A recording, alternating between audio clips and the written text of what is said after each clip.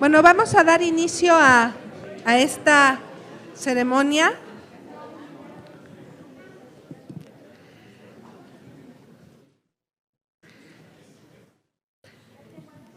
Señora y señores del Presidium, doctor Miguel León Portilla, premio Alfonso Reyes en su emisión 2015. Doctora Rebeca Barriga Villanueva, profesora investigadora del Centro de Estudios Lingüísticos y Literarios y miembro de la Junta de Gobierno del Colegio de México.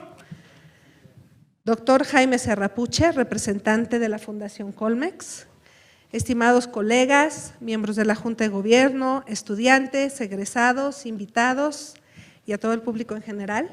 Me da mucho gusto darles la bienvenida a esta ceremonia que se realiza el día de hoy en el marco de los 75 años del Colegio de México. En estas palabras inaugurales, el día de hoy no voy a hablarles de su historia a lo largo de estos 15 lustros. Mis colegas historiadores ya lo han hecho en otros espacios y con gran maestría. Quisiera en su lugar referirme brevemente al momento actual y a la búsqueda de equilibrios entre asuntos que son relevantes en la vida cotidiana de la institución. Me refiero a los balances en torno a nuestra sólida tradición en el quehacer académico y el reaprender haciendo ante el surgimiento de nuevas formas de investigar, enseñar y difundir el conocimiento. A los equilibrios entre el desarrollo teórico y del pensamiento y la acción y la práctica. Al equilibrio entre la iniciativa individual en nuestro trabajo de investigación y el desarrollo de una agenda institucional. A la ponderación entre nuestras actividades de docencia e investigación, así como a la inacabada tarea de integrar ambas actividades. En principio, parecerían dilemas que surgen en la coyuntura de hoy. En realidad, yo las veo como aparentes disyuntivas que, como han señalado Clara Lida y José Mate Sanz en su historia de la institución, la han acompañado a lo largo de su historia.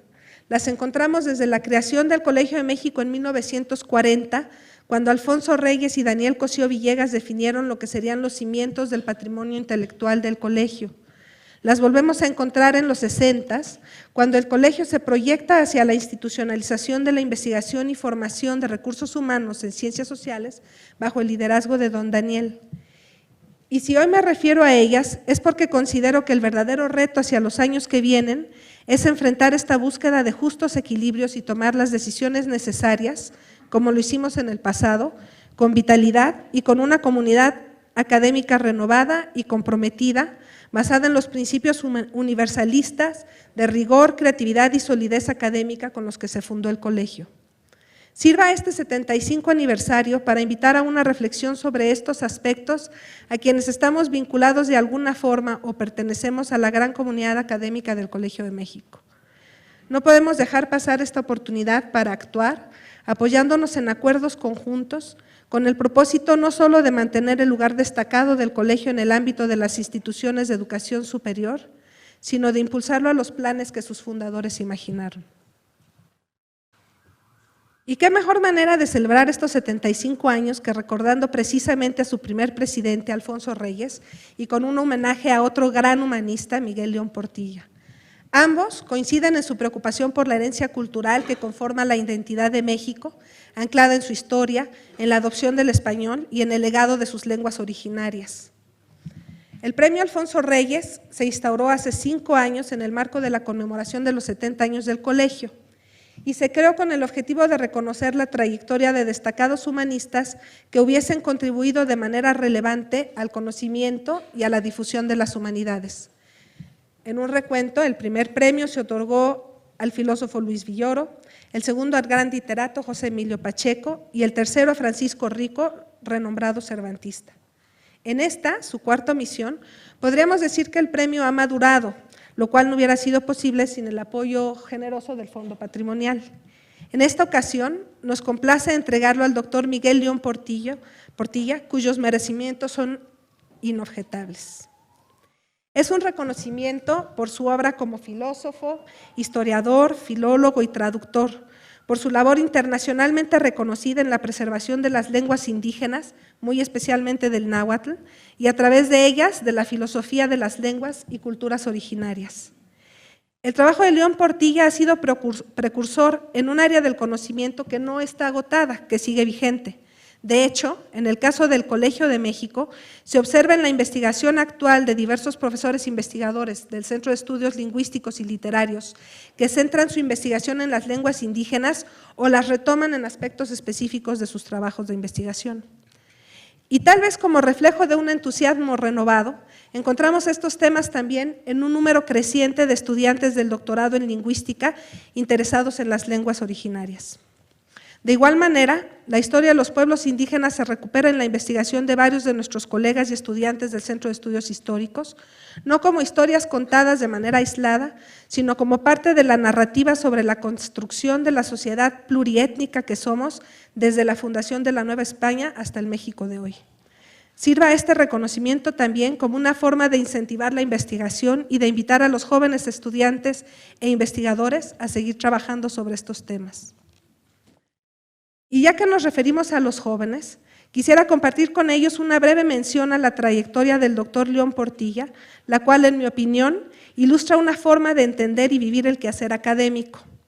De las múltiples menciones y semblanzas que he revisado en estos últimos días, el doctor León Portilla se muestra como un personaje polifacético, rasgo que comparte con Alfonso Reyes. Encontré en León Portilla al humanista, al académico comprometido con la conservación de la cultura y la identidad nacional, al profesor con una participación importante en la gestión académica y en la construcción de instituciones dedicadas a la historia, en particular en la UNAM, al diplomático con una participación vehemente en foros internacionales para colocar el tema de las culturas originarias y la importancia de su preservación en la agenda institucional.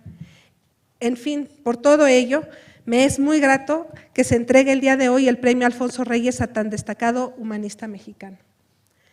Y quisiera concluir estas palabras inaugurales con varios agradecimientos. En primer lugar, al doctor Javier García Diego, que en medio de todo el proceso de transición dejó todo listo para esta ceremonia de 75 años, y especialmente por sus gestiones también por la obra de Emilio Gironella, que develaremos posterior al premio. Agradezco a los miembros del comité dictaminador del premio Alfonso Reyes, Erika Pani y Carlos Marichal, del Centro de Estudios Históricos, Rafael Olea y James Ballender, del Centro de Estudios Lingüísticos y Literarios, Hilda Varela y Benjamín Preciado, del Centro de Estudios de Asia y África, Jean-François Proudhon y Javier García Diego, y a Adolfo Castañón como miembro externo de este comité. Este comité dictaminador se encargó de revisar y deliberar sobre las diferentes nominaciones y dictaminaron por unanimidad que se otorgara el premio al doctor Miguel León Portilla. Agradezco también a la Fundación Colmex por el apoyo tanto al premio como al mural escultura que también develaremos posteriormente. Y bueno, por supuesto que agradezco a la doctora Barriga por su entusiasta colaboración en la organización de la ceremonia y por su intervención. Y finalmente, al doctor Miguel León Portilla por acompañarnos en fecha tan importante para nosotros.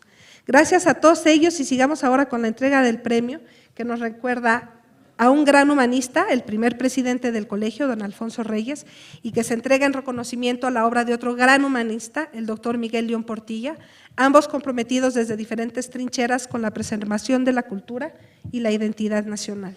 Muchas gracias.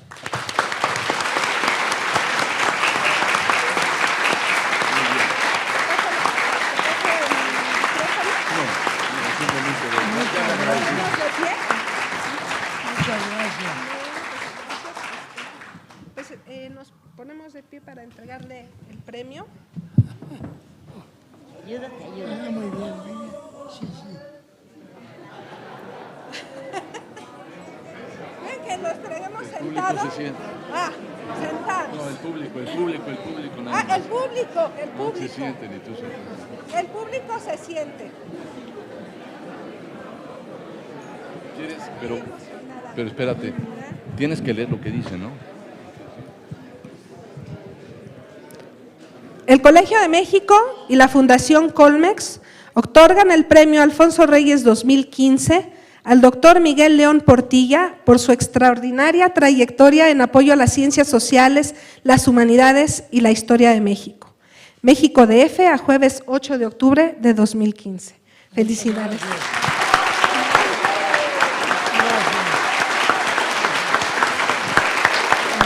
Entonces le entrego.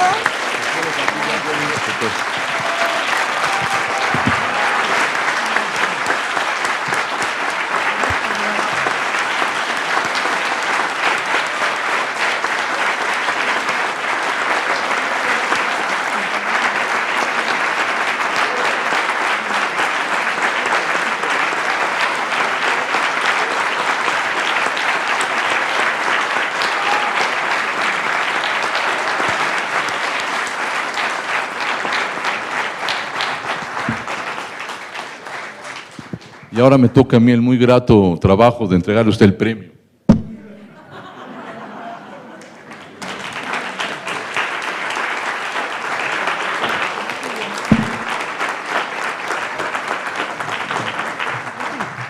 Gracias. Bueno, antes de pasar a la conferencia magistral, escucharemos el laudacio de la doctora Rebeca Barriga Villanueva. Gracias. Buenas noches. Distinguidos miembros del Presidium, colegas, estudiantes, señoras y señores. Empiezo mi laudatio, el elogio, la alabanza a don Miguel León Portilla, con un conocido poema de Nezahualcóyotl, que además de ser una traducción del náhuatl, por cierto, traducción que hace prístimo de Miguel León Portilla, que está en total sintonía con él. Es de todo sabido que desde su encuentro con el náhuatl, Miguel León Portilla ha dedicado su vida académica e intelectual a dar a conocer los saberes y sentires de los pueblos indígenas, con especial devoción a los nahuas, que en sus propias palabras son los otros que se convierten en nosotros. Leo pues el poema. Amo el canto del cenzontle, pájaro de 400 voces. Amo el color del jade y el enervante perfume de las flores, pero amo más a mi hermano el hombre.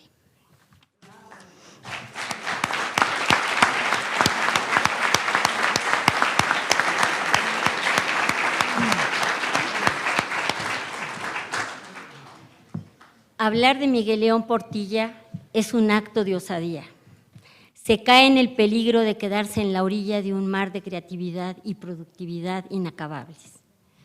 Los que conocemos su trayectoria y transitamos por los caminos de las humanidades y de las ciencias sociales, sabemos de sobra de sus aportaciones y de sus triunfos, plasmados en primer lugar en una dilatada y generosa obra seminal en varios campos del conocimiento. Obra entretejida con hilos de varios ovillos del triunfo, del reconocimiento. Premios como el Alfonso Reyes, que ahora recibe en el Colegio de México, el Nacional hace algunos años de Lengua y Literatura. Nombramientos como los de doctor honoris causa, 27 en total, de varias universidades del mundo. Reconocimientos como su emeritazgo en la Universidad Nacional Autónoma de México. Nombramientos como el de director del Instituto Indigenista Interamericano, del Instituto de Investigaciones Históricas, representante de México en la UNESCO. Ni qué decir, una vida plena en lo intelectual y en lo humano. Sí, en efecto, aunque fácil por la vastedad de la obra, es un tanto arriesgado tratar de resumir en una laudatio y unos cuantos minutos una vida intelectual imparable. Me conformo entonces con centrarme en 4 aspectos sobresalientes que se imbrican coherente y armónicamente en su proyecto vital. Aspectos estos que nos dan la visión de un Miguel León Portilla integral en el que se funden el creador, el académico y el hombre sensible. Que sea esta semblanza parte de una celebración emblemática para nosotros, la comunidad del Colmex, quienes al unísono festejamos la llegada de una nueva presidenta y el cumplimiento de los 75 años de una institución generosa y sólida, que desde su génesis prevalece con sus rasgos distintivos de calidad y excelencia. Hoy, el Colegio de México cumple con orgullo y dignidad lo que en la tradición se conoce como bodas de brillantes. ¿Y qué manera de brillar de esta institución? Y ojalá que el brillo no se desgaste con el tiempo. Vamos pues a estos aspectos. 1. Miguel León Portilla y su motor de vida. ¿Quién es Miguel León Portilla? ¿Un historiador? ¿Un filólogo? ¿Un traductor? ¿Un filósofo converso a la historia, como dice Ascensión Hernández Triviño? ¿Un políglota? Conoce el latín, el griego, el francés, el alemán y el náhuatl. ¿O un hombre sensible sencillo que ha sabido vivir su vida con entrega y pasión. La ruta de su espléndida trayectoria humana y académica la marcó sin duda su encuentro con los textos náhuatl. Así es, cuentan sus historiadores que a la par que elaboraba en la Universidad de Loyola en Los Ángeles, California, su tesis para obtener la maestría en letras sobre la ética de Henri Bergson, descubrió fortuitamente en una lectura sobre la poesía náhuatl un caudal deslumbrante de conocimiento. Por consejo de su tío, Manuel Gamio, gran antropólogo mexicano, se puso de inmediato en contacto con Ángel María Garibay y ahí se empieza a entramar una historia sin fin. En 6 meses, León Portilla aprendió náhuatl y nunca más lo dejó. Desde ese momento, como su admirado mentor, el padre Ángel María Garibay, y como su fuente inagotable de inspiración, Fray Bernardino de Sahagún, se sumergió en la investigación de las cosas divinas, humanas y naturales de los nahuas, que se constituyó en su gran motor de vida, en su pasión.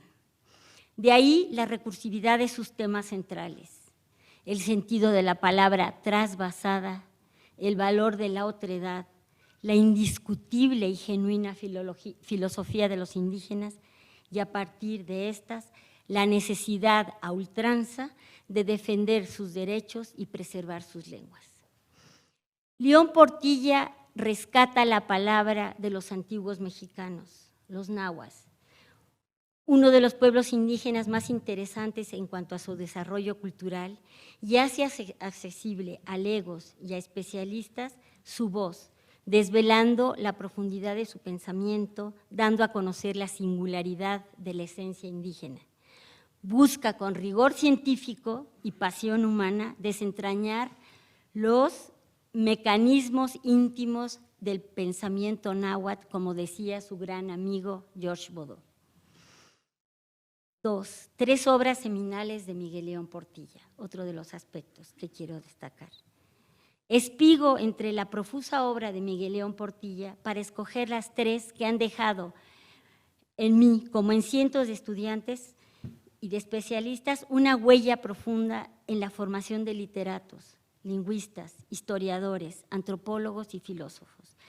Son libros científicos, ante todo científicos, atrevidos, novedosos, puertas abiertas a la reflexión y a la curiosidad intelectual, emanados de la versatilidad intelectual de su autor.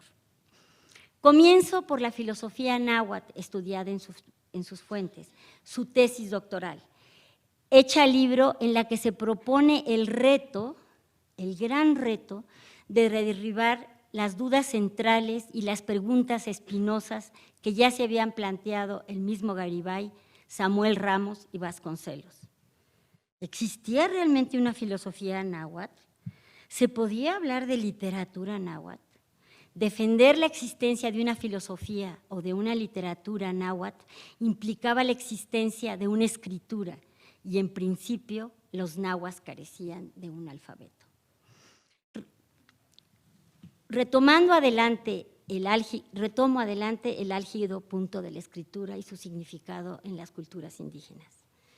León Portilla comprueba en su tesis, con estricto rigor conceptual y siguiendo un impecable camino de traducción, entendida esta en su esencia, cuidando los términos y los conceptos de los náhuatl, tenían las mismas preocupaciones vitales que le aquejaban a todo hombre, preocupaciones éticas, busca de reglas, preguntas sobre el origen y destino del mundo y del hombre, y una aguda sensibilidad hacia la belleza.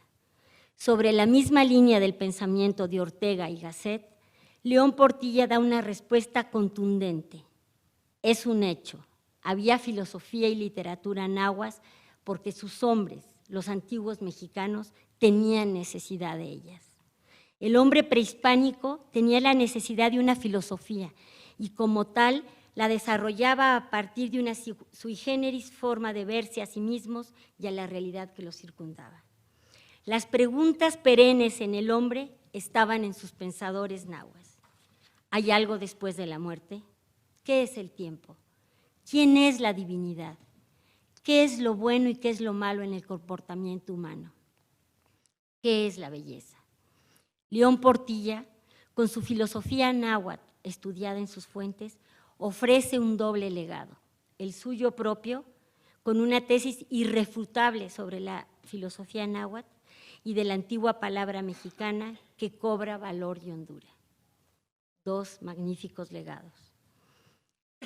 La otra cara de la moneda, la visión de los vencidos. Indiscutiblemente, la visión de los vencidos es un referente obligado en las humanidades y en las ciencias sociales. Ha sido compañero para los estudiantes de todos los niveles, ya en pequeños fragmentos para los niños de la primaria y secundaria, ya en su totalidad. Todos nos hemos sorprendido, conmovido, azorado con los sucesos de la conquista y sus implicaciones morales, sociales, culturales y educativas. Polémicas aparte, esta obra cobija en sus páginas el sentimiento mexica, el drama de la conquista desde la perspectiva indígena en contraparte de la que ya había dado el conquistador.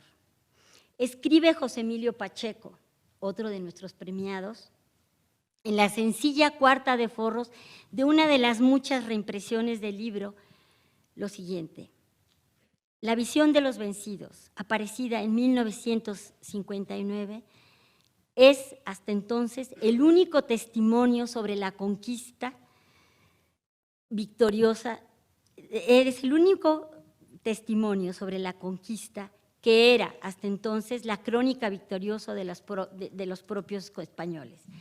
Miguel León Portilla tuvo el incomparable acierto y la audacia de, con los textos traducidos al náhuatl por Ángel María Garibay, de darnos la visión de los vencidos, la imagen de los indios de Tenochtitlan, Tlatelolco, Texcoco, Chalco y Tlaxcala, para que se formaron acerca de la lucha contra los conquistadores y la ruina final del mundo azteca. Cierro la cita de José Emilio Pacheco. Desde los presagios, el sobrecogedor testimonio de los indígenas se enfrenta aquí a la visión de los cronistas españoles. Una y mil preguntas en forma de dicotomía se suceden con la visión de los vencidos. Muy al estilo de León Portilla, virtud sobresaliente de su estilo, atrapa al lector y no lo deja indiferente ni indolente. Surgen en nosotros, en los lectores, en los especialistas, una y muchas reflexiones a la par de los protagonistas. Surge de inmediato una conciencia crítica, analítica, vigilante. ¿Quiénes eran estos hombres barbados, montados en aterradores caballos? Pero a la vez se pregunta uno, ¿quiénes eran esos indígenas de raras vestimentas y piel morena? ¿Bárbaros, idólatras o hombres virtuosos? Estupor e interés del hombre antiguo por las cosas y los hombres del mundo americano. Temor del hombre americano ante el desconocimiento de un poderío militar, lingüístico y religioso desconocido. Antagonismos, poder y humillación, dolor y alborozo, descubridores, conquistadores y sojuzgados, hombres y dioses, idealismo e indigenismo frente al pragmatismo, dice León Portilla en uno de sus prólogos.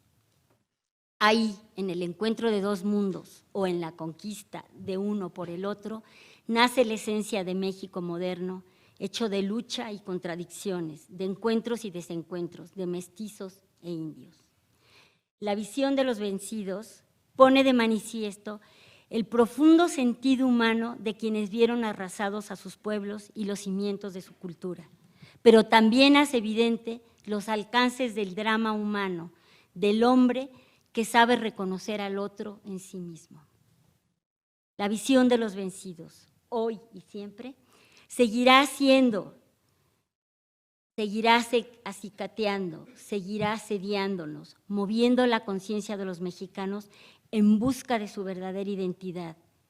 Finalmente, el objetivo principal, primigenio, esencial de Miguel León Portilla. El destino de la palabra, de la oralidad y los códices mesoamericanos a la escritura alfabética.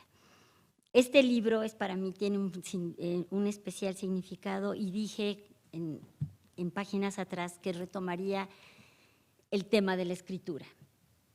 En este singular libro, León Portilla pone de manifiesto la necesidad inherente en el hombre de conservar sus cosas, su historia, de apresar la memoria de su vida y sus hechos, la necesidad de un registro que preserve su historia y de nuevo León Portilla pone el dedo en la llaga en torno a la dudosa capacidad o no de los indígenas de escribir para concluir que los mesoamericanos tenían formas incipientes de escritura.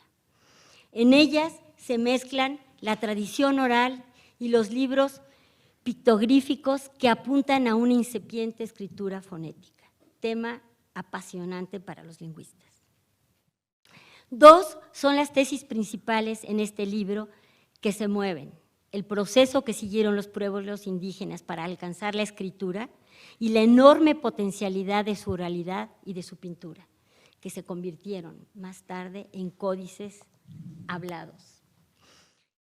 Tras reflexiones profundas en torno a los códices y a la antigua palabra, Miguel León Portilla teje su argumentación. Se recorren las páginas del libro todas las manifestaciones de la tradición prehispánica plasmadas en la imagen y la palabra: color, movimiento, creencias religiosas, creaciones literarias, relatos, narraciones, todo lo que constituye la antigua palabra albergada en, como le ha llamado atinadamente León Portilla, la luminosa prisión del alfabeto. Producciones dotadas de una estilística inconfundible, posibilidades semánticas de los códices y su posible lectura en su contenido. Perdurar, dice León Portilla, fue el destino de la palabra que se forjó en Anáhuac. Hoy podemos disfrutar de su belleza y de su verdad. Erradicar, silenciar o apresarlas en la escritura, ese fue el destino de otras palabras y de otros autores. Y la polémica continúa. Hoy por hoy, uno de los puntos álgidos, nodales de las políticas del lenguaje en México es la búsqueda denodada de un alfabeto que pueda representar la manifestación de su pensamiento. Hoy por hoy es uno de los quehaceres pendientes que tienen los investigadores en lingüística. Tercer aspecto, Miguel León Portilla y la defensa de las lenguas amerindias. El punto anterior del que hablaba, sus tres grandes obras, sobre todo La visión de los vencidos, proyectan desde la tragedia de los nahuas hasta los indígenas del siglo XX un problema que se necesita emprender, comprender y atender. A lo largo de su trayectoria intelectual, diplomática y política, Miguel León Portilla ha vivido diversas actitudes hacia las lenguas amerindias: la búsqueda de sus derechos, de su autodeterminación y la preservación de su cultura y de sus lenguas. Prueba de ello fue su papel sobresaliente como director del Instituto Indigenista Interamericano, cuyo objetivo fue y es promover los trabajos de investigación y capacitación de las personas dedicadas al desarrollo de las comunidades indígenas. Ardua labor vinculada con políticas y labores indigenistas. Del Instituto Indigenista Interamericano de los tiempos de Miguel León Portilla surge la gran revista América Indígena y se ven los atisbos ya presentes ahora del INALI, Instituto Nacional de las Lenguas Indígenas. Tomo prestada la voz de Miguel León Portilla y leo en el prefacio de la sexta reimpresión, de la 20ª impresión de la visión de los vencidos, su pensamiento, el pensamiento que me parece representativo hacia las políticas del lenguaje y hacia el tratamiento de los indígenas. La elocuencia de estas palabras no necesita explicaciones, es contundente y cobija el pensamiento de un León Portilla preocupado por el otro, por el que habla otras lenguas, por el que quiere expresarse de manera diferente. Y dice: la visión de los vencidos y de sus hijos y de sus nietos y de otros descendientes reaparece en estos testimonios de lo que siguió hasta llegar al presente. Su voz es de resuelta afirmación. No piden favor o limosna. Los pueblos originarios exigen ser escuchados y tomados en cuenta. Conocen sus derechos y por ello luchan. La palabra, con la dulzura del náhuatl y de otras muchas lenguas vernáculas de México, comienza a resonar con fuerza. En un mundo amenazado por una globalización rampante, ellas son presagio de esperanza. Nos hace ver, entre otras muchas cosas, que las diferencias entre lengua y cultura son fuentes de creatividad perdurable. Cierro la cita de Miguel León Portilla. Miguel León Portilla, el hombre. A veces, la mayor parte, es difícil asomarnos a la vida común de un hombre importante, famoso, premiado, homenajeado. Solemos bordar 1000 fantasías en torno a su vida normal, cotidiana. Tiene hambre, tiene frío, tiene sueño, se aburre, se cansa con los estudiantes. Pero no podemos soslayar esta parte humana que precisamente nos sensibiliza y nos hace vivir en el mundo. ¿Cómo es Miguel León Portilla? Esposo, padre, abuelo, maestro. ¿Cómo se despliega en todos estos papeles vitales? A Miguel León Portilla lo caracterizan 3 rasgos, 3 amores. El primero, antes de conocer a la pareja de su vida, su amor por la Universidad Nacional Autónoma de México, donde sembró una simiente fecunda, una constante en su vida, su amor a la cultura y a la lengua náhuatl y finalmente todas sus manifestaciones, hoy por hoy las de la escritura. A su compañera de todos los años, Ascensión Hernández Triviño, historiógrafa y enamorada también del náhuatl, que ha dado aportaciones maravillosas al conocimiento de esta lengua. Su hija Marisa y sus 2 nietos, Miguel y Fabio, que lo han acompañado en la cotidiana realidad, aderezando su vida con las alegrías y dolores y preocupaciones de la vida misma. Sentido del humor agudo y fino, capacidad para sonreír, capacidad de curiosear en las mentes, de preguntar qué están haciendo, sobre qué investigan. El diálogo, la conversación son parte de su naturaleza intrínseca. Juvenil por su curiosidad y ansia de saber, carácter, entrega y devoción por el estudio. Le gusta descubrir nuevos campos de investigación. Y para terminar, solo un quinto aspecto que no voy a terminar porque lo va a terminar don Miguel León Portilla, el premio Alfonso Reyes. Me gustaría cerrar esta intervención dejando una pregunta en el aire para cederle la palabra a nuestro premiado. ¿Cuál fue su sentimiento al saber que había recibido el premio Alfonso Reyes del Colegio de México? ¿Qué tan lejanas o cercanas están la visión de Anáhuac con la visión de los vencidos? Extranjeros de barbas rubicundas, los hijos del sol extranjeros. Muchas gracias. Muy bien.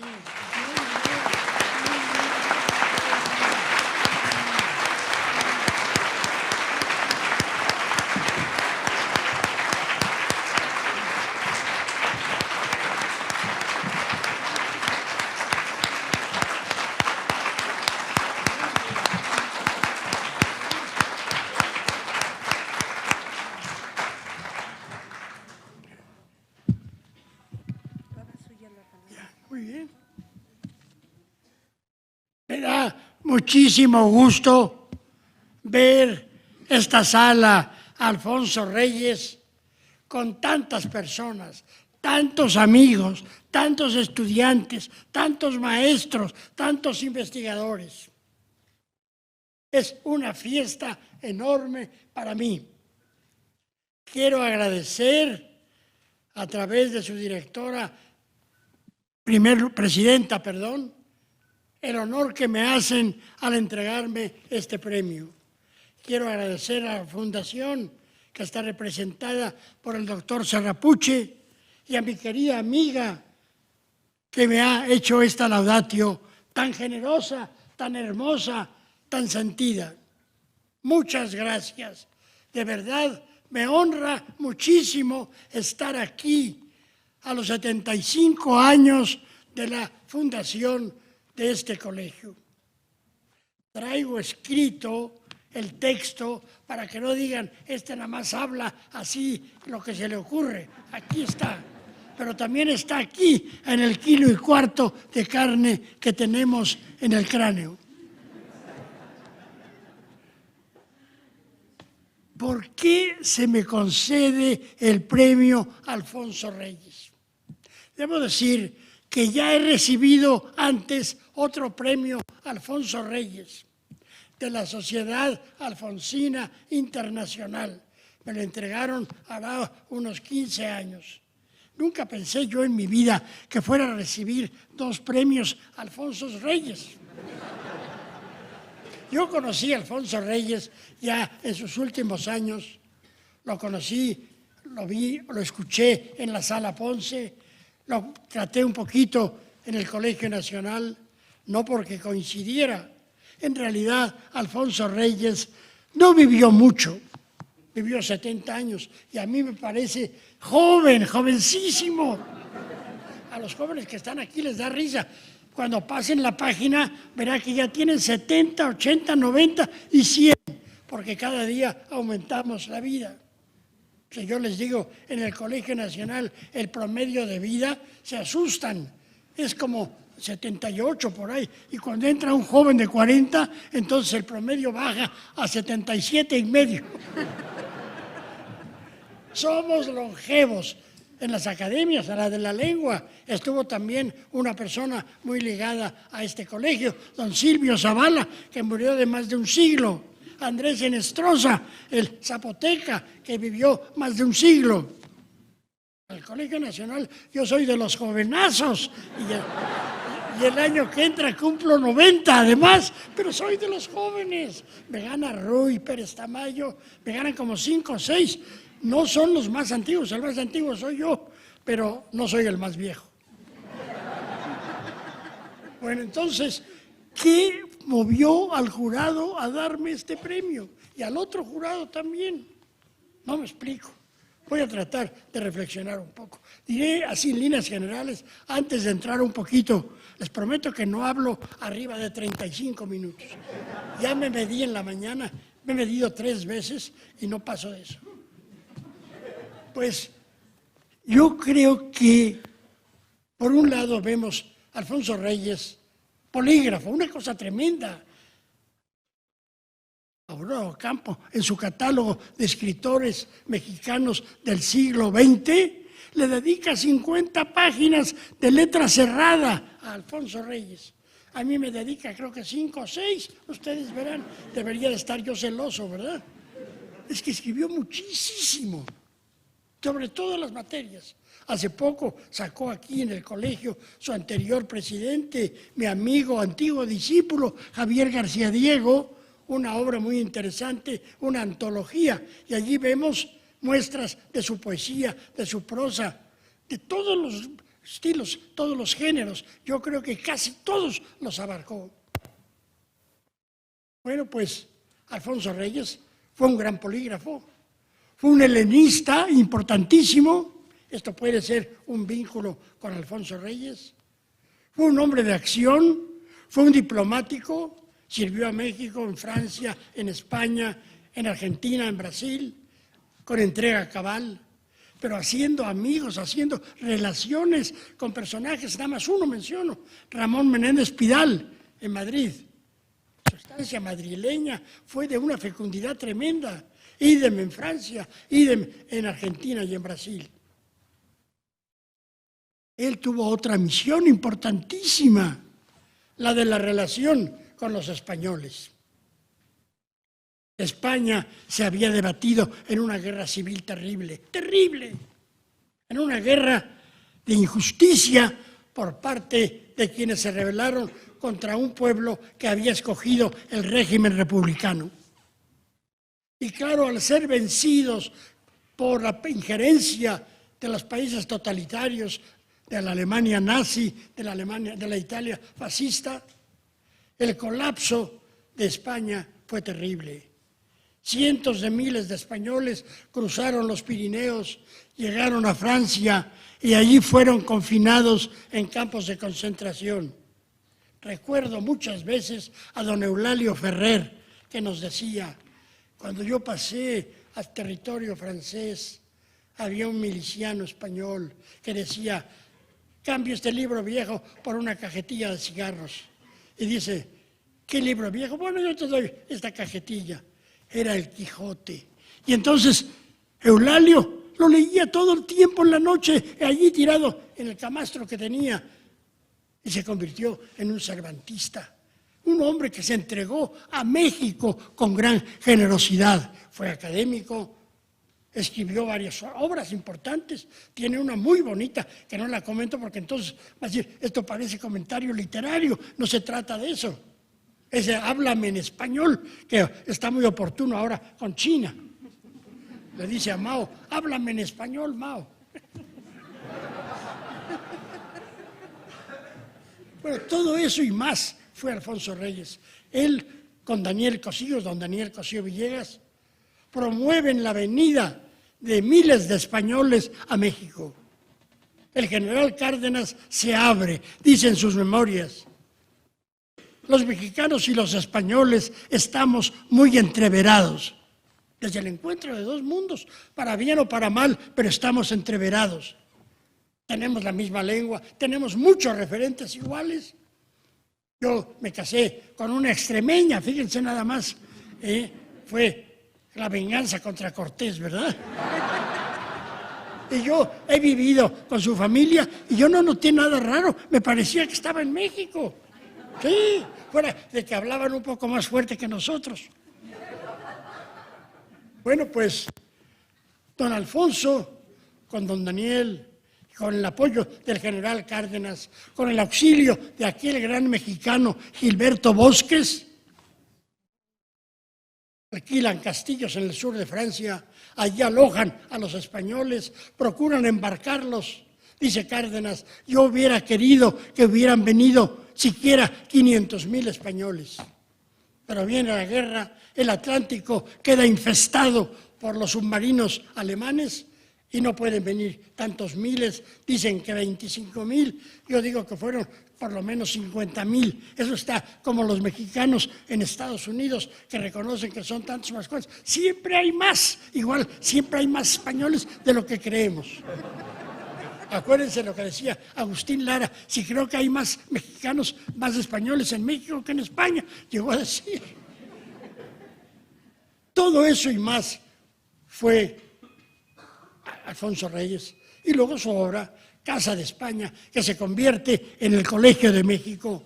El Colegio de México, un centro de enseñanza, de investigación, de alto nivel, de muy alto nivel, vinculado a nuestra alma mater de todos, que es nuestra queridísima Universidad Nacional Autónoma de México.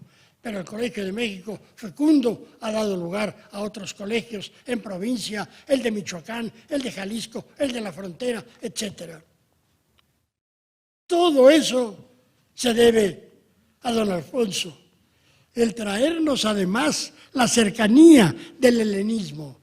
Alguien dirá, ¿y para qué queremos? ¿Qué nos importa leer a Sófocles? ¡Qué tontería! ¿A mí qué me importa? Puedo vivir perfectamente, ganar mi sueldo, viajar y todo eso, sin Sófocles o sin, qué sé cómo se llaman. Pues hijo mío, eres muy tonto, porque crees que tu ser está vacío. Yo siempre digo, al que no le interesa la historia, es como aquel supuesto viajero que llega al aeropuerto, se dirige al mostrador y le pregunta al empleado, ¿a dónde viaja usted, señor? Y el otro dice, ay caray, pues bien a bien no sé. A ver, deme usted su boleto. Ay, pues no traigo boleto. ¡Qué barbaridad! Dice, ¿a dónde va usted? Ya le dije que no sé. ¿Y de dónde viene? Ay, ya se me olvidó de dónde venía. Ese es aquel al que no le interesa la historia. La historia nos dice quiénes somos, a dónde vamos, qué queremos. Al final voy a hacer una reflexión sobre los legados que representa don Alfonso y lo que yo recibí del padre Garibay, que por cierto también fue helenista. Bueno, esto y mucho más voy a hablar luego sobre Alfonso Reyes. ¿Ahora qué? ¿Yo qué?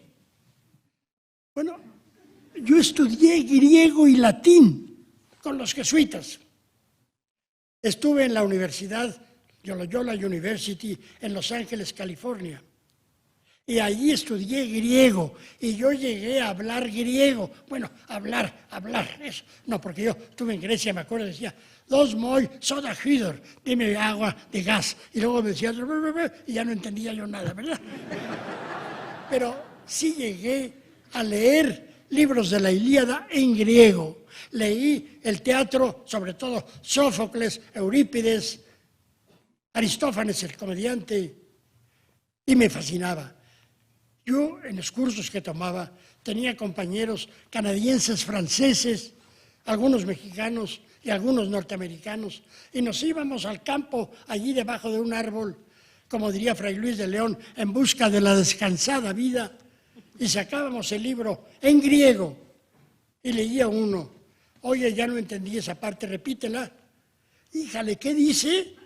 Pues dice, esquiazo Neru, que el ser humano es sombra de un sueño. Yo llevaba mi libretita que dice que somos sombra de un sueño. Es maravilloso el acercamiento al teatro. A mí el teatro me ha enseñado acerca de la vida muchísimo. Ese ejercicio lo hicimos varios años, allí tumbados debajo de un árbol. Y entonces aprendí quién era Alfonso Reyes. Eso me sirvió para enterarme de quién era Alfonso Reyes. Y me sirvió porque después yo aprendí a traducir el griego y a hacer aplicación filológica que me sirvió para estudiar los textos náhuatl. Al fin y al cabo, cualquier cultura en su expresión oral, literaria, escrita, nos comunica sus ideas. Ahora me están traduciendo la visión de los vencidos al chino. Y un poco les diré que estoy hasta aquí ya, porque me preguntan tal cantidad de cosas que es como reconstruir la muralla china, ¿verdad? Pero yo decía, traducir al chino debe ser dificilísimo. ¿Por qué? Porque no traducen a palabras, no traducen, sino a signos, a caracteres. Yo he tenido alumnos chinos, y le digo, a ver, ¿cómo se diría identidad cultural? Se me queda viendo y me dice, pues un carácter que represente grupo humano y otro carácter que presente creaciones o manera de ser. ¿Y cómo son esos caracteres? Entonces pintó ahí unos caracteres. Entonces traducir a eso, que no es una palabra, es un carácter chino. Digo carácter para no decir carácter. Es muy difícil. Ahora, esa ventaja que tienen es que el mandarín, el cantonés, pueden leerlo. Y yo creo que hasta una persona hablante de español, si aprende la escritura china, pues lo lee en español, porque al fin y al cabo es como los números. 7 dicen 7, 7, chicome en náhuatl.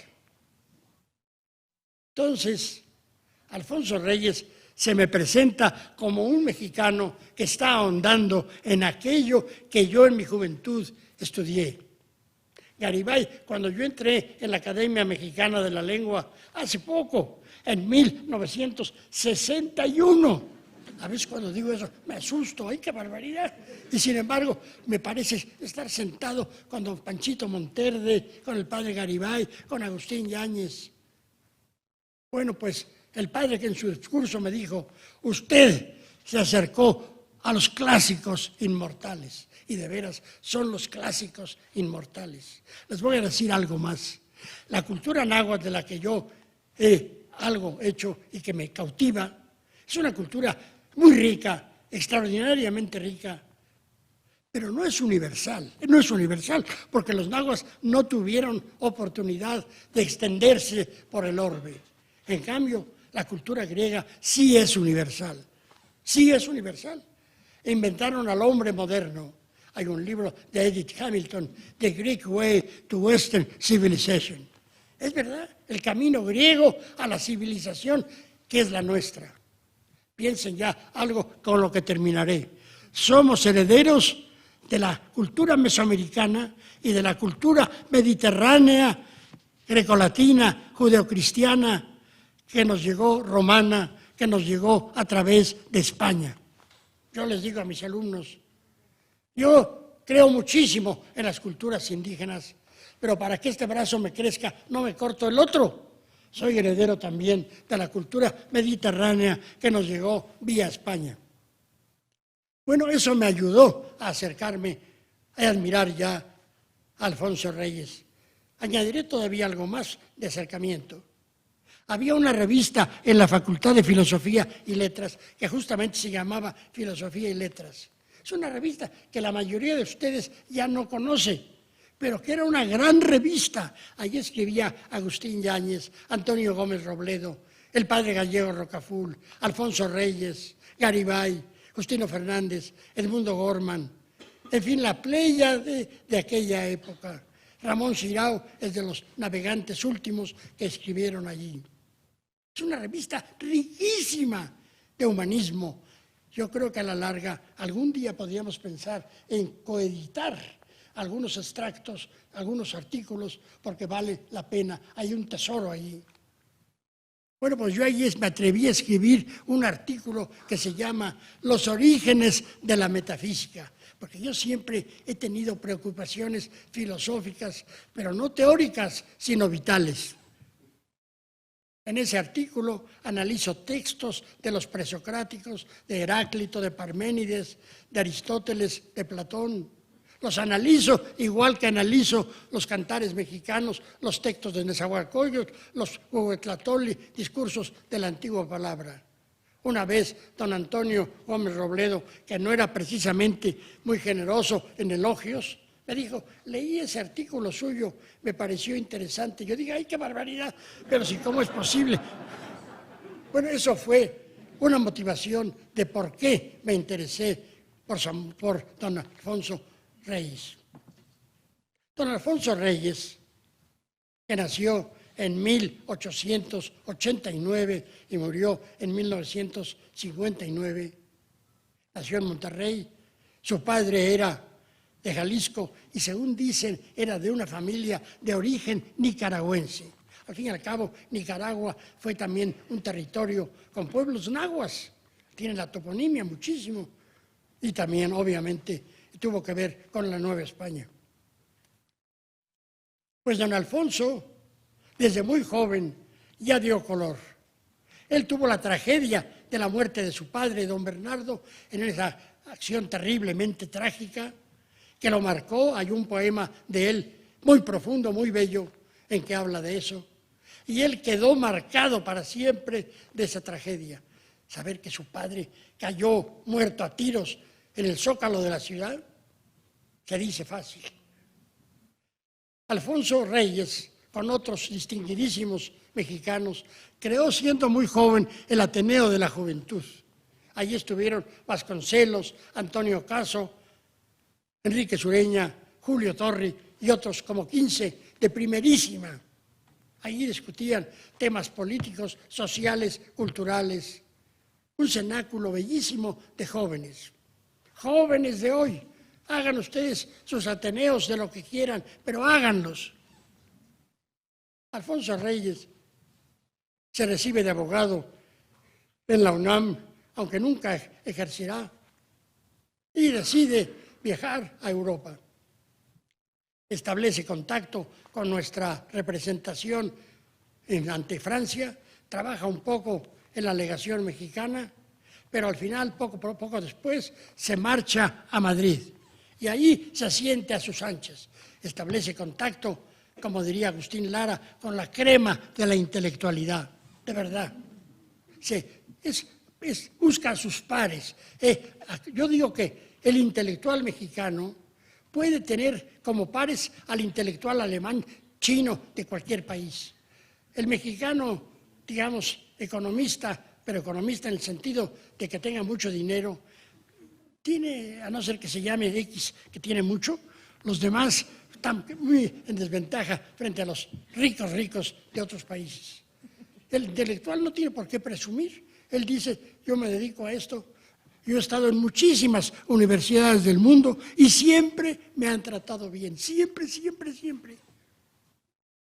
Alfonso Reyes tuvo esa maravilla, dejó huella en todos los países en que estuvo. Estando en España, escribe una obra que lo acerca al mundo indígena. Yo no sé si escribió otras, porque les confieso que no he leído toda la obra de Alfonso Reyes, me llevaría toda la vida leyéndola. Esa obra se llama Visión de Anáhuac, a la que aludió mi querida amiga que nos leyó esta laudatio tan generosa. La Visión de Anáhuac es un brillante ensayo, esplendente, en un estilo magnífico, sobre lo que era la vida en el altiplano central de México en tiempos de Moctezuma, Xocoyotzin, el segundo Moctezuma. Describe el entorno bellísimo que se ven los montes verdes, por donde barren las lomas, los coches corriendo, allí venían venados que pastaban. Eran mejor los venados, francamente. Y luego nos describe la flora, la fauna, las plantas como el jitomate que tanto dio a Europa, como el aguacate, la pérsea dulcísima, las flores típicas de México, los animales, el guajolote, los perritos, las fiestas, la indumentaria, las formas de gobierno. Y cata aquí que al final dice, tenían literatura. Y les voy a dar un texto. ¿Y de dónde sacó Alfonso Reyes? En 1900, probablemente 13. No, perdón, un poco después. ¿De dónde sacó ese texto? Había un norteamericano que se llamaba Daniel G. Brinton. Brinton era un lingüista bastante respetado, clasificó lenguas indígenas. Él es el responsable de decir que el náhuatl forma parte de la familia yuto-azteca, pensando que los yutes en el estado de Utah eran los de esa familia más norteños. Hoy sabemos que aquí hay otros, incluso hoy en Oregón, los paviotzos, mucho más al norte. El tronco lingüístico del cual el náhuatl, como dirían los filósofos escolásticos, es el príncipe analogado, es muy rico. Hasta la fecha son más de 40 lenguas vivas emparentadas con el náhuatl aquí en México: cora, huichol, tarahumara, yaqui, etc. Bueno, pues Brinton publicó en Filadelfia una obra que se llama Ancient Nahuatl Poetry, y ahí incluye varios poemas. ¿De dónde lo sacó el señor Brinton? Pues el señor Brinton tuvo acceso a una copia de un manuscrito que hasta hoy se conserva en el fondo reservado de la Biblioteca Nacional de México, aquí en CEU. Y es el libro, quien lo ha estudiado, que está nada más allá abandonado, dice Vigil, el famoso Vigil, que cuando fue director de la biblioteca veía ese libro allí polvoso y dice, ¿quién pudiera leerlo? ¿Qué habrá ahí? Bueno, pues en ese libro está un corpus de poesía náhuatl. Curiosamente, hace 3 años lo hemos publicado. Aquí está un alumno mío, un colega mío de estirpe náhuatl, Francisco Morales Baranda, oriundo de Santana Tlacotenco, que habla un náhuatl magnífico, magnífico, igual que otro que murió hace poco, Librado Silva Galeana. Con ellos dos nos pusimos a traducir ese texto y salió publicado por la UNAM, hará unos 3 años, en 3 tomos, que les recomiendo, perdón por el comercial, pero creo que me autorizan. Y les hacen 50% si ustedes son... Ya no digo como en televisión, y si lo compran en los próximos 10 minutos, pues no les regalan nada. Bueno, pues ahí está lo que Brinton tradujo, pero Brinton no conoció más que una triste copia, parcial. Eso se llama ese poema Cuicapeucayotl, principio u origen de los cantos. Es un canto bellísimo, bellísimo. Es un individuo que se mete en el bosque, que le parece que es Xochitlalpan, la tierra florida, Tonacatlalpan, la tierra de nuestro sustento. Oye cómo las aves cantan y cómo los montes responden. Y dice, sale un colibrí y le dice, ¿qué buscas? Y dice, busco las bellas flores para compartirlas con mis amigos. Y el otro lo lleva y encuentra las flores y se las da. Este texto tan bello lo aprovechó quien escribió el texto guadalupano que se conoce en náhuatl como Nican Mopogua, nada más que allí es Juan Diego y aquí es el Cuicani. Ese texto, Brinton lo comenta, pero traduciéndolo del inglés, y se da cuenta, dice, es deficiente lo que estoy presentando. Sin embargo, Alfonso Reyes se acerca a ello y con esa capacidad que tiene, lo revive. Fue el acercamiento de don Alfonso al mundo indígena. Querido don Alfonso, tú escribiste La visión de Anáhuac y tu servidor La visión de los vencidos, como acaba de decir mi amiga. Alfonso Reyes permanece en Europa, llega a ser encargado de negocios de la representación de México en España. Allí va a conocer a muchos de aquellos españoles que luego él traerá a la Casa de España y al Colegio de México. A muchos, don Agustín Millares Carlo, José Gaos, etc. De allí, más tarde, él pasará a Argentina y a Brasil. Concluida su misión, regresa a México justo cuando ha terminado la Guerra Civil Española. Y entonces, con don Daniel Cosío Villegas, se echan a cuestas la tarea de ayudar a los españoles. Yo me atrevo a decir que la presencia del exilio español, se lo digo al doctor Serra Puche, que es uno de los descendientes de ese exilio cambió la visión que tenemos los mexicanos de los españoles. Es verdad.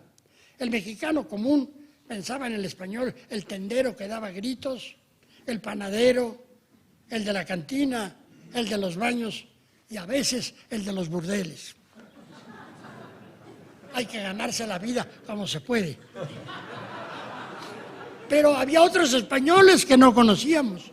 Bueno, estuvo aquí Valle Inclán, pero así un grupo grande de maestros de primerísima, biólogos, arqueólogos, antropólogos, historiadores, juristas, médicos, en fin, prácticamente arquitectos, físicos, prácticamente toda la gama del saber. Mi esposa, que está aquí, ha hecho un libro que se llama España desde México, vida y testimonio de transterrados, usando la frase de José Gaos para los exiliados.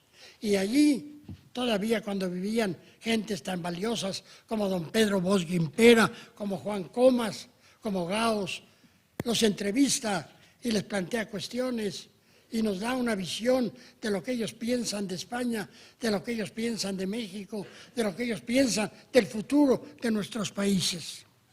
Hubo gente como Juan Comas, a quien traté muchísimo, antropólogo físico, que se entregó a México. El propio don Agustín Millares Carlo y don José Gaos, pues se entregó a México. Él cuando en la universidad hubo ese acto espantoso en que vejaron al doctor Chávez y lo querían emplumar. Yo estaba ahí porque era director entonces, nos pusimos delante de él. Entonces deja la universidad y Gaos, que era atendido por Chávez en su calidad de cardiólogo, renuncia a la UNAM. Y llega aquí Alfonso Reyes y otros y le dicen, doctor Gaos, véngase al Colegio de México. Bueno, ¿usted cuánto ganaba en la universidad? En aquella época, 5,000 pesos, que eran muy buenos, mejores quizás que 100,000 de ahora. Perdón, los economistas no estarán quizás de acuerdo. Dice, es igual a 120,000. Ah, bueno, peor. Entonces, le dicen, pero le vamos a pagar 10,000. No, dice, eso sí no. Bueno, entonces 15,000, menos. A mí me basta con 5. Si me dan más, me van a crear problemas. Filósofos. Yo lo traté bastante y puedo narrarles, perdón, esto no está en el artículo, está aquí, no está en folio, sed in Capitolio. Gauss murió en mis brazos. En un examen, todavía en la sede de la casa de Durango, era un examen de un hijo de exiliados, José María Muriá, sus padres eran catalanes. El examen fue muy interesante. Al terminar, se dejó libre la sala para que deliberáramos. El otro sinodal era Guiberto Jiménez Moreno, etnólogo muy conocido. Estábamos hablando sobre si la historia era también un arte. Entró el bedel, el secretario, y siquiera se firmó un acta, si no, no hubiera valido el examen. Cuando yo veo a Gauss que se le cae el bolígrafo y empieza a respirar con angustia y clava la cabeza y dice, Jiménez, ¿qué tendrá este señor? Yo le dije un infarto, porque ha tenido varios. Le desabroché la corbata, le toqué el pulso. Vaya usted a buscar un médico. Salió corriendo. Yo le estuve tentando el pulso. Lo tenía todo desquiciado hasta que se fue calmando. Yo lo tenía recostado contra mí y murió. He escrito eso en el periódico El País y en varias revistas españolas y mexicanas. Así murió un filósofo. Llegó el doctor Chávez, trataron de darle para revivirlo, pero ya no fue posible. Pues don Alfonso fue motor de la transformación de esa presencia de españoles en maestros mexicanos. Hay una medalla de plata preciosa que dice Magistris Nobis Hispanis ex exilio provenientibus, a nuestros maestros españoles provenientes del exilio. Dejaron huella imborrable, y no solo en la UNAM, aquí también en el Colegio de México, entre otros José Miranda, en varias universidades de provincia. María Zambrano estuvo en Morelia. Al principio, desde la Casa de España, partían a diversos lugares. Allí se sumaron León Felipe, otros muchos. Fue una pléyade. Simplemente con que no hubiera hecho más que eso, don Alfonso, podríamos decir, sirvió a México. Don Alfonso tiene su gran pasión en el mundo helénico. Escribe desde joven Ifigenia Cruel, crítica de la edad ateniense, estudios helénicos, la antigua retórica, la historia, Homero, su obra, una cantidad de libros y de artículos valiosísimos. Y uno dice otra vez, repito, ¿y para qué? En México ha habido una tradición helenística. Los jesuitas, allá en el colegio de Tepozotlán, trabajaron mucho alrededor del griego. El padre Francisco Javier Alegre, como diríamos vulgarmente, se echó la puntada de traducir la Ilíada a latín. Figúrense nada más, la Ilíada a latín, ¿para qué en latín? Bueno, pues la tradujo a latín. Hubo latinistas y también, pues latinistas muchos. Osorio publicó un libro, Las aportaciones del latín en la Nueva España. El latín, señores, para los que están aquí, que crean que el latín es cosa de los curas, yo no quiero saber nada de eso. Pues no te has perdido, hermano. Resulta que el latín fue la lengua franca de la cultura occidental por siglos. Por siglos. A mí, que estudio náhuatl, me ha servido mucho el latín, porque hay muchas anotaciones en latín en los manuscritos. Y el griego, no digamos. Bueno, pues don Alfonso quiso enriquecer a México con el griego, y lo logró. Y yo creo que es muy importante que la universidad, que el Colegio de México, que las grandes instituciones culturales vuelvan nuevamente a fomentar el estudio de la lengua griega, de la literatura griega, del pensamiento griego. grandes investigadores como Werner Jäger, el autor de la Paideia, maravillosa obra. Hay tanta cosa. En eso los alemanes, que están más lejos de los griegos que nosotros, aunque ellos dicen que descienden directamente de los griegos, tengo mis dudas yo. Pero de cualquier manera, el griego, con toda su herencia, el hombre moderno, ha teñido a la humanidad. Y eso no podemos soslayarlo. Estudiarlo es acercarnos a las raíces de nuestra cultura. He hablado quizás demasiado, pero voy a concentrarme ya en lo último. Yo creo que en esto el padre Garibay, mi maestro, sintetizó un acercamiento doble. Y yo quiero ver en el premio que me han dado un reconocimiento de que la cultura náhuatl, la lengua náhuatl, tienen valor humanístico. Yo no diré tanto o menos o más que el griego. Son diferentes. Ninguna lengua es más perfecta que la otra. Todas las lenguas tienen los elementos para expresar lo que necesitan. Yo tengo un alumno que me dijo, mi padre es campesino náhuatl. ¿Quiere usted venir a ver? Él le va a enseñar un montón de hierbas. Dice, mire cuánta hierba. Usted dice, sí, puras hierbuchas. Pues son 50 plantas diferentes y yo sé los nombres y sé para qué sirven. Y yo le contesté entonces, y también los de la computación tienen 50 palabras para decir que no hay en náhuatl. ¿Por qué? Porque no había estas cosas. Pero cada lengua tiene todo lo que se requiere.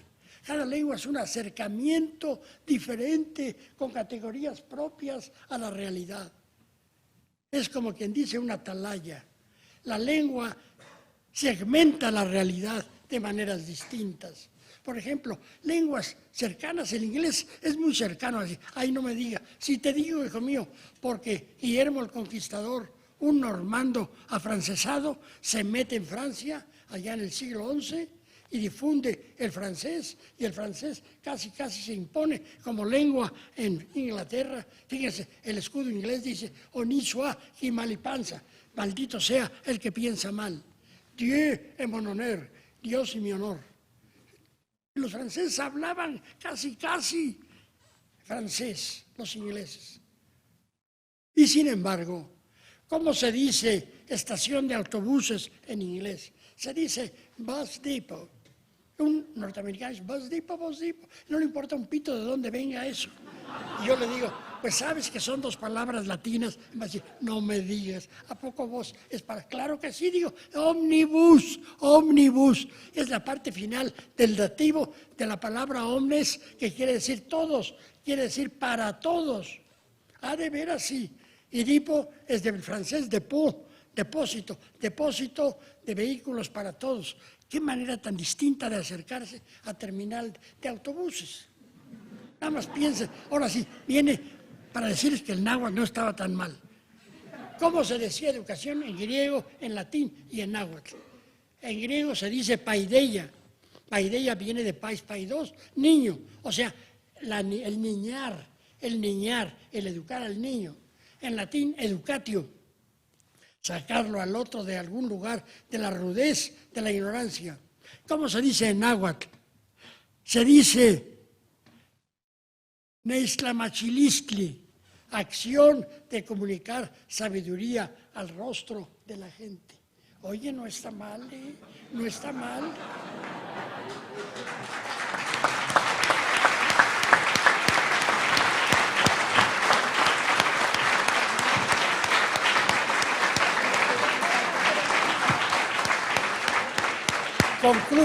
Concluyo. Tenemos en México cosas buenas. Hay veces que nos quejamos de todo. Tenemos la UNAM, tenemos el Colegio de México, tenemos otras muchas instituciones muy valiosas. Tenemos museos como el de antropología. Tenemos cosas buenas. Y Dios o la naturaleza nos regalaron un territorio, como dice López Velarde, suave patria, tu territorio mutilado. Todavía es tan grande que cuando el tren va por la vía parece aguinaldo de juguetería.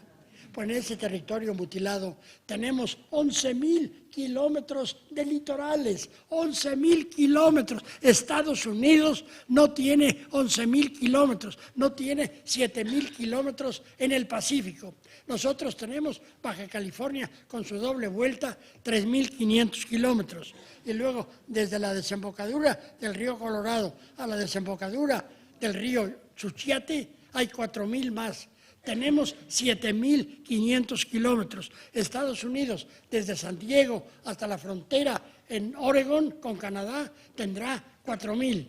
Luego tiene Alaska, sí, bueno, pero Alaska, cuando la compraron a Rusia, dijeron los senadores, ¿para qué queremos ese pedazo de hielo?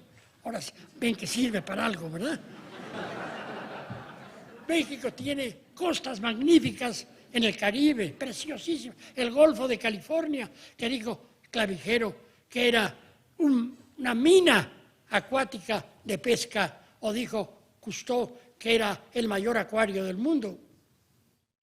Tenemos nieves eternas, tenemos desiertos. ¿Para qué sirve un desierto? ¿Para qué? Para poner placas solares. México puede funcionar con energía solar, que esa va a durar un ratito más que todo lo demás. México tiene selvas, todavía queda algo. México tiene plantas valiosísimas, el cacao, el café. Tenemos minerales, oro, plata, que a mí me da miedo a veces que por una piltrafa de regalías alquilemos territorios a empresas mineras extranjeras que destruyen aquello en detrimento de los indígenas dueños de eso. Hay que tener mucho cuidado. Tenemos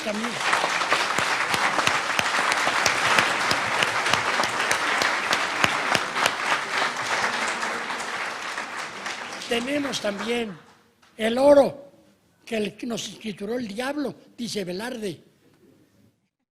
Tenemos tantas cosas.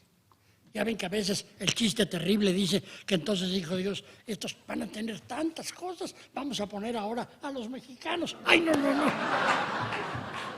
Bueno, pues eso que tenemos que aprovecharlo. Pero alguien va a decir, ¿y las humanidades para qué sirven? Son una serie de zánganos allí en el Colegio de México.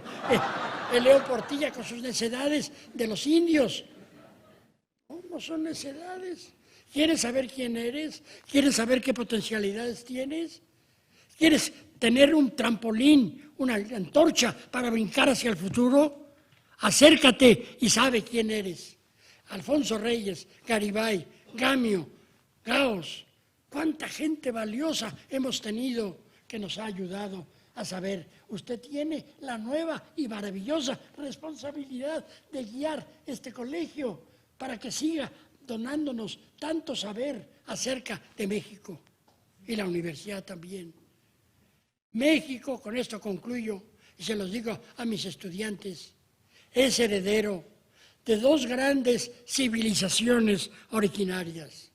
Mesoamérica, que abarca la región central y sur de México y parte de Centroamérica, donde hubo una compleja organización social, política, religiosa, económica, donde hubo monumentos maravillosos, ciudades, Teotihuacán, Monte Albán, Palenque, Chichén, etcétera, centenares de ciudades, donde hubo escritura, donde hubo libros, códices, una civilización que descubrió muchas cosas, domesticó el maíz, un proceso largo y difícil.